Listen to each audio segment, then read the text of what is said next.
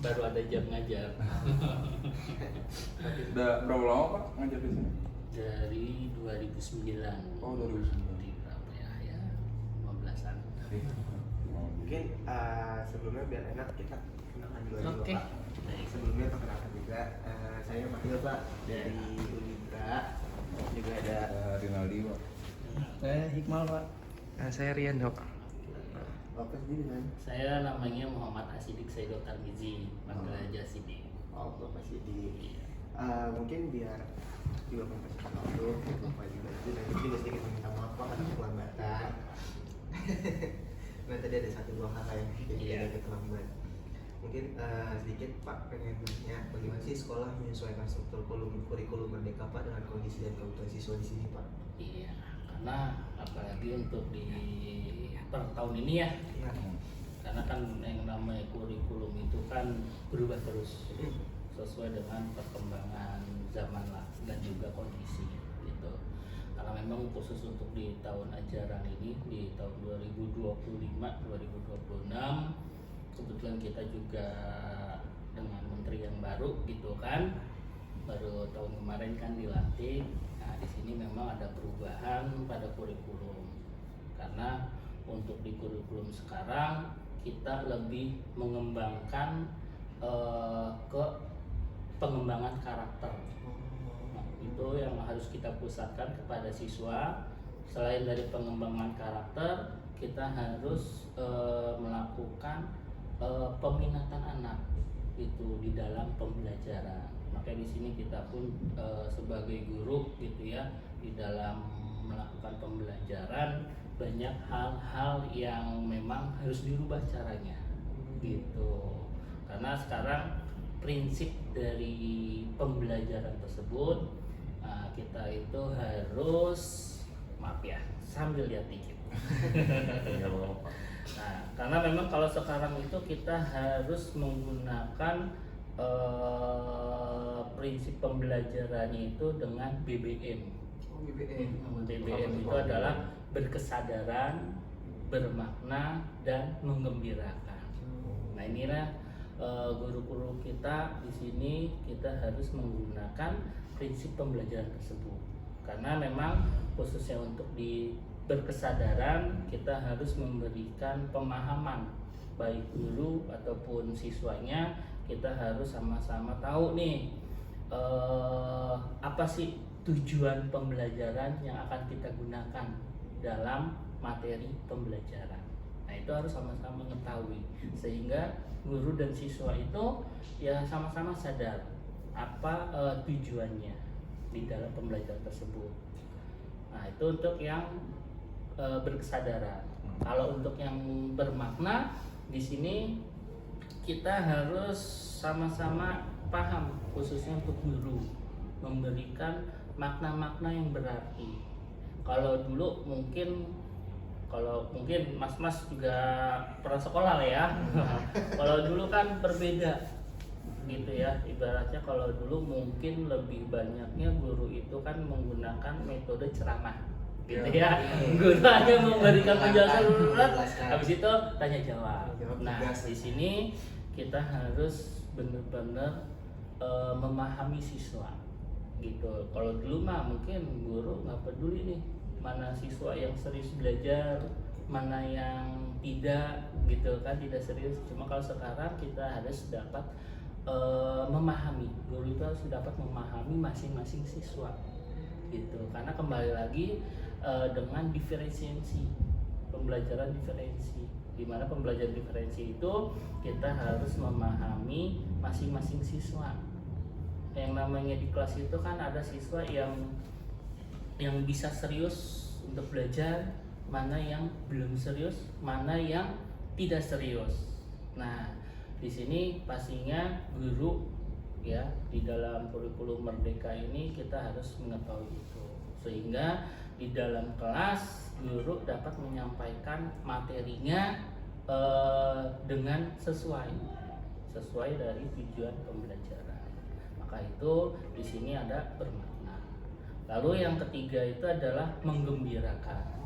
Nah, pada prinsip pembelajaran menggembirakan, kita harus dapat membuat pembelajaran di kelas tersebut itu harus menyenangkan, sehingga yang tadi siswanya mungkin kurang memahami dengan prinsip pembelajaran menggembirakan, pastinya kan ada rasa siswa itu ternyata pembelajaran ini cukup dipahami gitu, karena memang guru itu pasti memberikan pembelajaran itu secara interaktif. Mungkin kalau dulu guru itu hanya metode ceramah. Kalau sekarang sudah beralih dengan menggunakan presentasi atau dengan menggunakan metode permainan-permainan di dalam pembelajaran. Nah, itulah yang sekarang ada perubahan. Oh, berarti yang BBM tadi itu Iya. tuh termasuk dari strategi sekolah yang untuk penerapan kurikulum tersebut, Pak? Betul. Tapi selama menjalankan strategi tersebut ada nggak sih Pak kendala-kendala yang muncul dalam yang sekolah atau guru saat menerapkan kurikulum? Pastinya ada. Pastinya kalau namanya kendala udah pasti ada gitu ya. Nah, itu kan memang kembali lagi sesuai dengan materinya gitu. Karena kan yang namanya materi itu ada yang tingkatannya tinggi, sedang, dan mudah.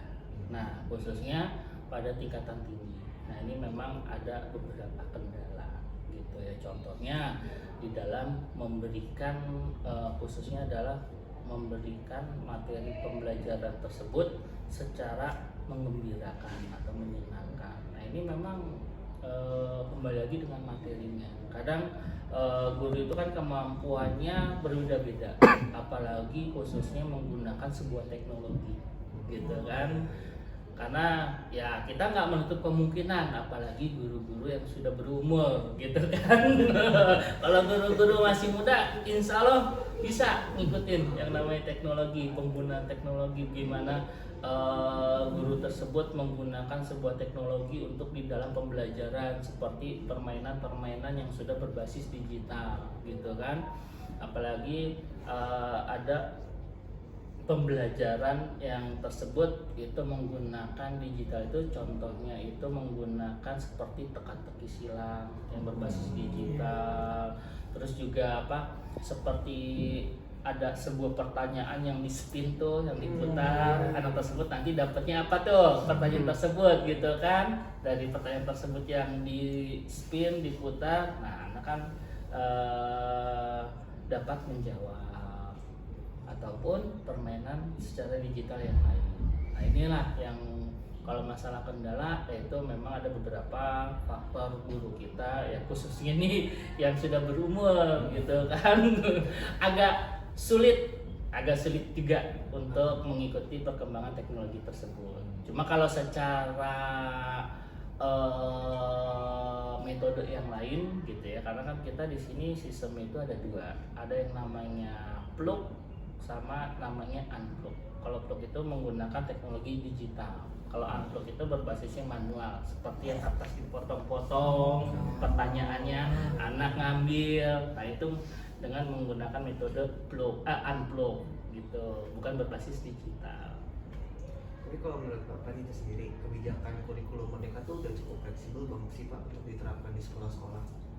Kalau secara prinsip dari kementerian ya, ini memang insya Allah sih sudah sesuai gitu. Cuma ya kembali lagi itu di dalam penerapannya gitu.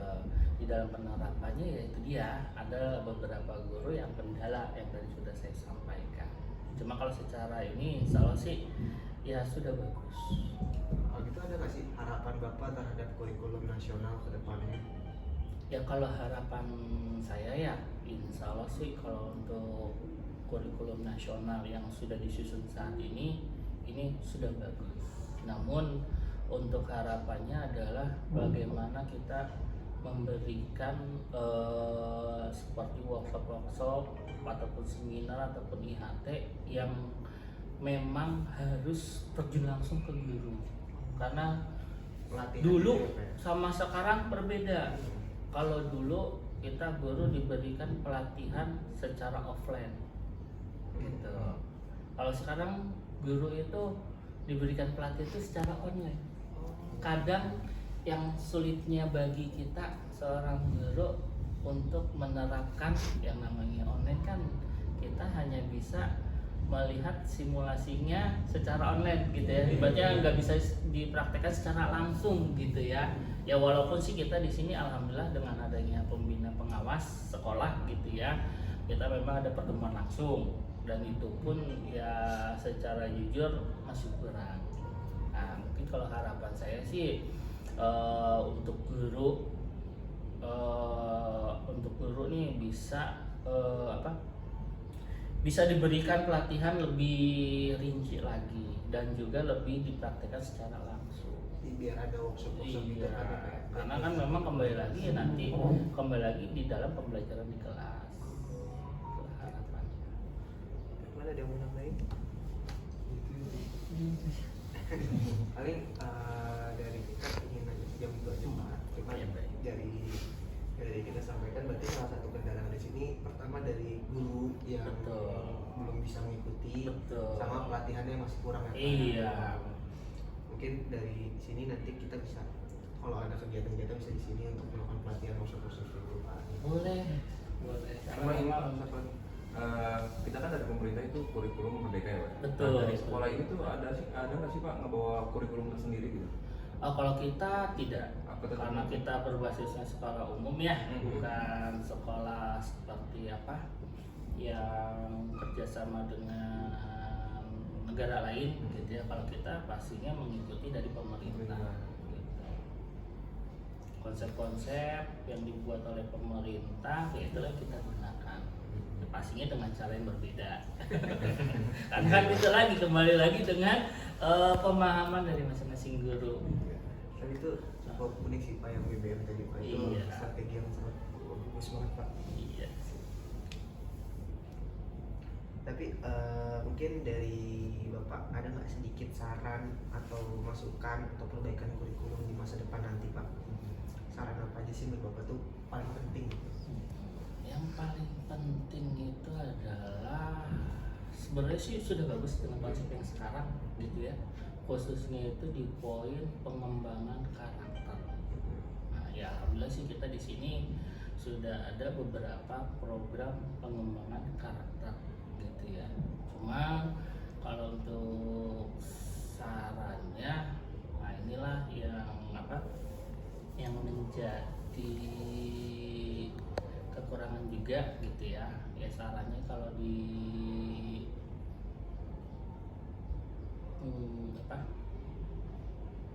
untuk sarannya ya kita tuh harus diberi bimbingan terus lah. Yang namanya dulu kita harus diberikan bimbingan selalu gitu, baik secara pribadi ataupun secara keseluruhan. Karena memang kalau untuk workshop sekarang guru itu memang lebih mengembangkan untuk keilmuannya itu sebenarnya masing-masing.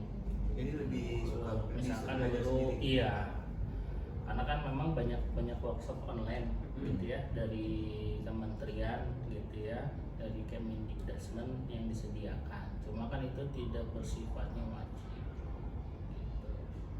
Ya kalau saran ya kalau bisa mah untuk kegiatan tersebut tuh bisa diwajibkan gitu ya, agar ya kembali lagi agar di dalam pengetahuan guru tersebut khususnya di dalam pembelajaran ya ini semua target bisa tercapai.